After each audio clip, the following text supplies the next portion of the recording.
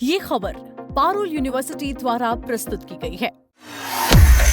पाकिस्तान और कुवैत के बीच एक बहुत बड़ा और रणनीतिक रक्षा समझौता यानी कि डिफेंस पैक्ट होने की सुगबुगाहट तेज हो गई है। सूत्रों के हवाले से आई खबरों के मुताबिक आर्थिक कंगाली से जूझ रहा पाकिस्तान इस सौदे के जरिए कुवैत को सैन्य सुरक्षा देने के बदले ईंधन यानी कि ऊर्जा सहयोग और मोटा निवेश चाहता है। यह बातचीत बेहद शुरुआती दौर में है। यह संभावित समझौता बेहद जोखिम भरा माना जा रहा है क्योंकि मिडिल ईस्ट में अमेरिका और ईरान के बीच तनाव लगातार चरम पर पहुंच गया है। कुवैत इस समय सुरक्षा के कड़े संकट का सामना कर रहा है और वह पाकिस्तान से अपनी जमीन पर हजारों सैनिक, फाइटर जेट, ड्रोन और आधुनिक एयर डिफेंस सिस्टम की तैनाती चाहता है। हालांकि यह कदम पाकिस्तान के सऊदी अरब के साथ मौजूदा रक्षा समझौतों और ईरान के साथ उसके संवेदनशील रिश्तों को बुरी तरीके से प्रभावित कर सकता है। आज के इस वीडियो में हम बहुत आसान भाषा में इस पूरे मामले को डिकोड करने वाले हैं। हम समझेंगे कि आखिरकार अपनी सेना को किराए पर पाकिस्तान क्यों देना चाहता है और इसमें बैरल्स ऑफ बूट्स रणनीति क्या है और यहाँ पे पाकिस्तान की मजबूरी क्या है और वह इतना बड़ा भू राजनीतिक रिस्क क्यों ले रहा है। तो जुड़े रहिएगा वीडियो के अंत तक।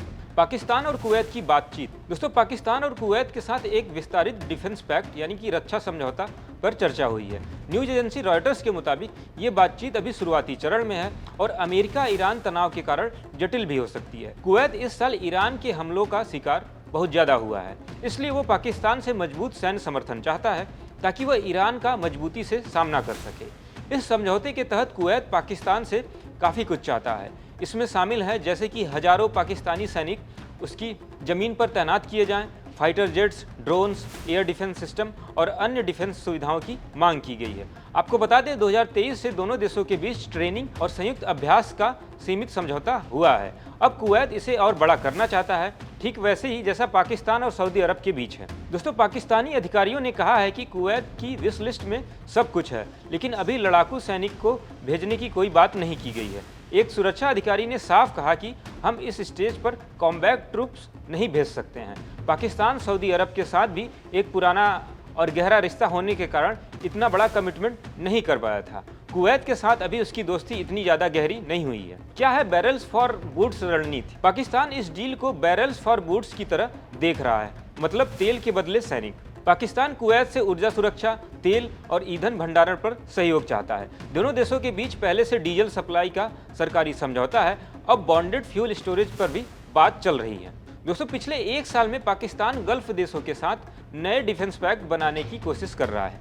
वजह यह है कि गल्फ देश अब अमेरिका पर पूरी तरीके से भरोसा नहीं कर पा रहे हैं। पाकिस्तान के पास बड़ी सेना है और वो अपने फाइटर जेट भी बना सकता है। कुवैत इसे सुरक्षित विकल्प भी मान रहा है क्योंकि पाकिस्तान सऊदी अरब के साथ पहले से ही रक्षा डील कर चुका है और वह सुन्नी मुस्लिम देश भी है और अमेरिका से अच्छे संबंध भी रखता है। इसके साथ ही अन्य देशों की दिलचस्पी भी लगातार बढ़ रही है। तुर्की, पाकिस्तान और सऊदी अरब एक अलग म्यूचुअल डिफेंस पैक्ट पर काम भी कर रहे हैं। इसके अलावा बहरीन भी एक ऐसा समझौता चाहता है, तो वहीं जॉर्डन हथियार और ट्रेनिंग डील में रुचि रख रहा है। दोस्तों, इस समय कंगाल पाकिस्तान को विदेशी निवेश और आर्थिक मदद की बहुत ज़्यादा ज़रूरत है।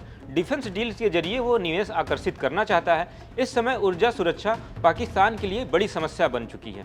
अगर कुवैत से अच्छी डील हो गई तो पाकिस्तान के तेल भंडार मजबूत हो सकते हैं।